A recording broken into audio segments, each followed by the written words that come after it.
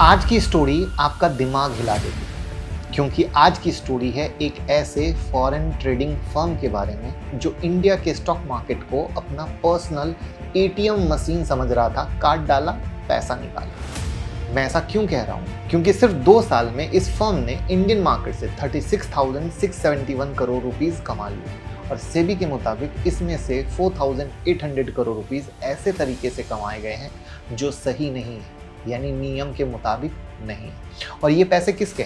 आपके और हमारे जैसे रिटेल ट्रेडर के, जिसको वॉल्यूम और स्पाइक के गेम में फंसाया गया। और स्पेशली एक्सपायरी ट्रेडिंग के दिन एक ऐसा डेटा दिखाऊंगा ना आपको कि ये तो मेरा दिन था जिस दिन मुझे लॉस हुआ, राइट?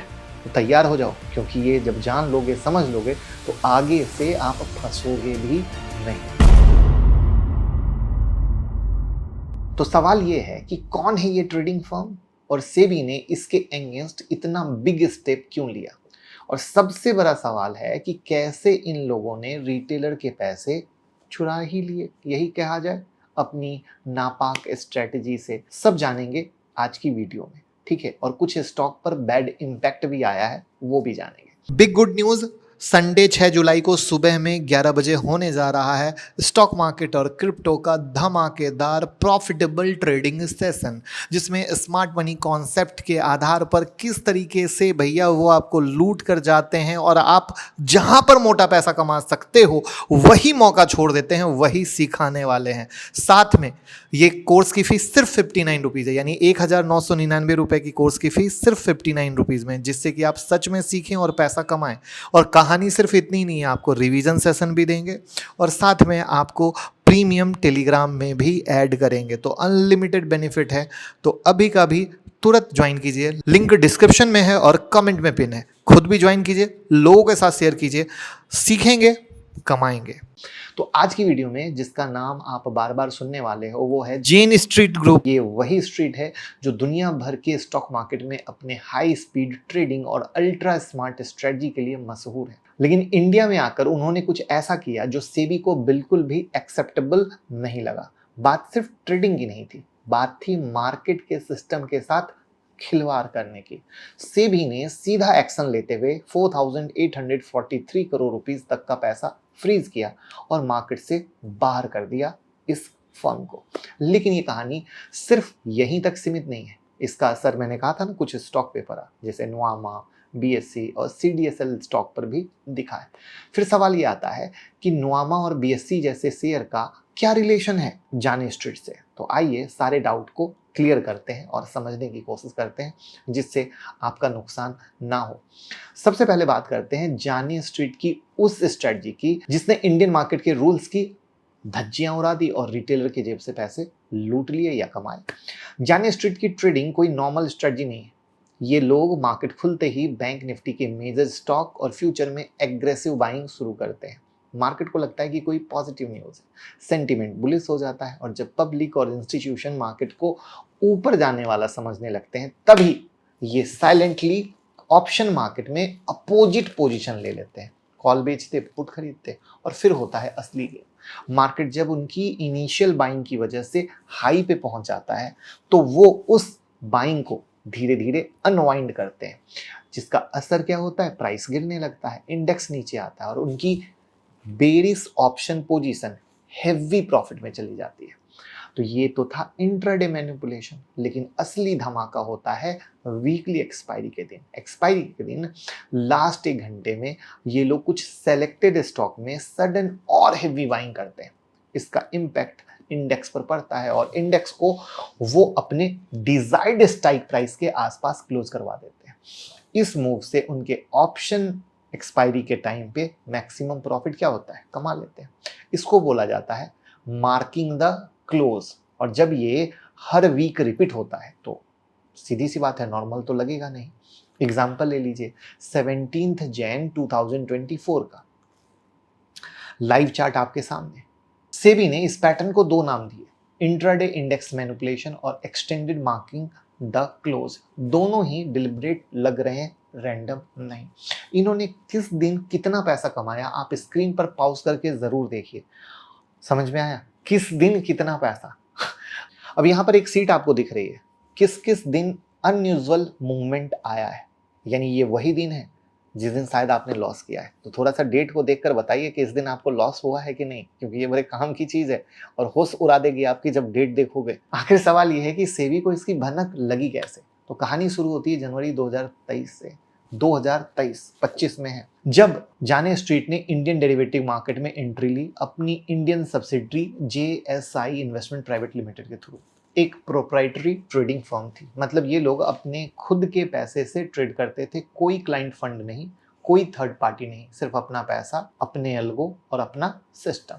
ट्रेडिंग क्या हुई, फुल्ली ऑटोमेटिक, अलगो पे हो रही है, ऑटोमेटिक है, हाई फ्रीक्वेंसी ट्रेड हो रहे हैं, डेटा ड्रिवन डिसीजन मेकिंग हो रहा है, तो इंसानी दिमाग लगभग जीरो कह लो, ठीक है ना।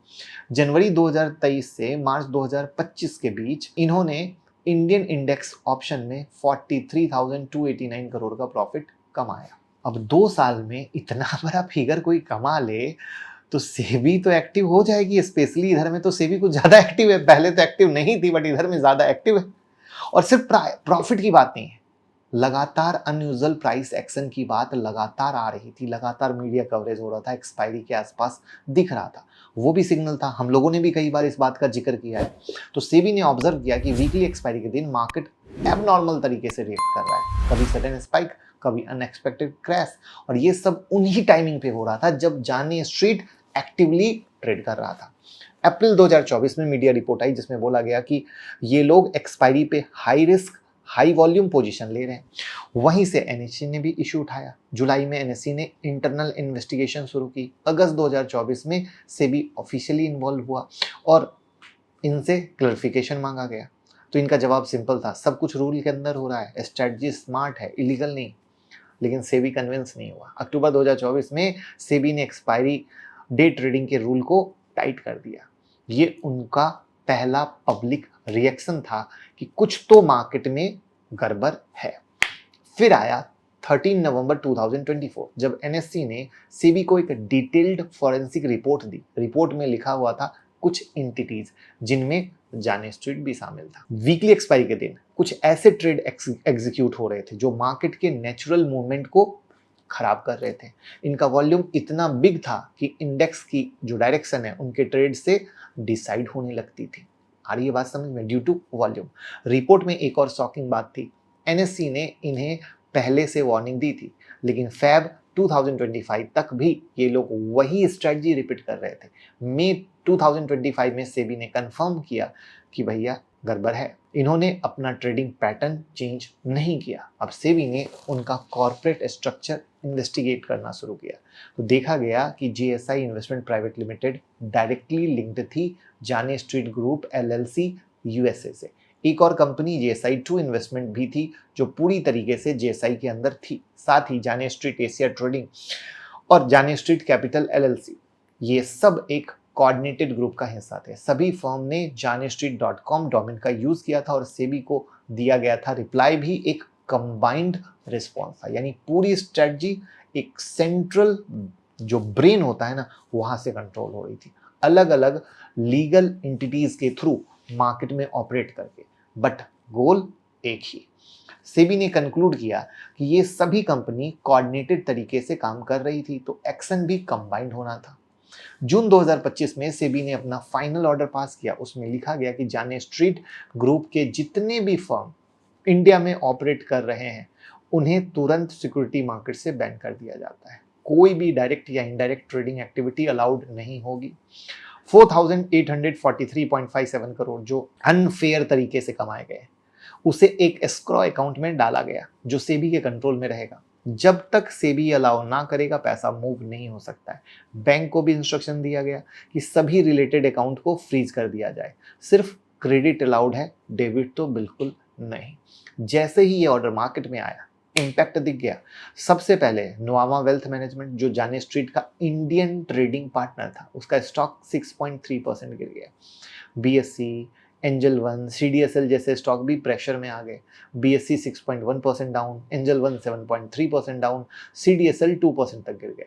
निफ्टी कैपिटल मार्केट इंडेक्स भी 2% डाउन हुआ, यानी नोवामा एक रियल इम्पैक्ट था, बाकी सब उसके पीछे।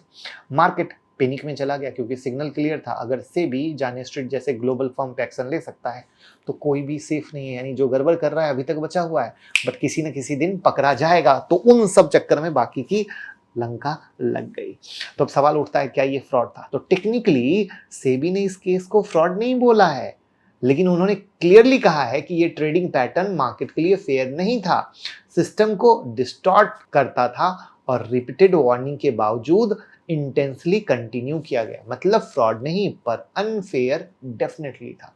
ये केस एक क्लियर मैसेज है कि इंडियन मार्केट में चाहे कोई भी हो, न्यूयॉर्क से हो या नोएडा से हो, अगर रूल ब्रेक करेगा तो भैया रेडी रहें लफड़ा झेलने के लिए।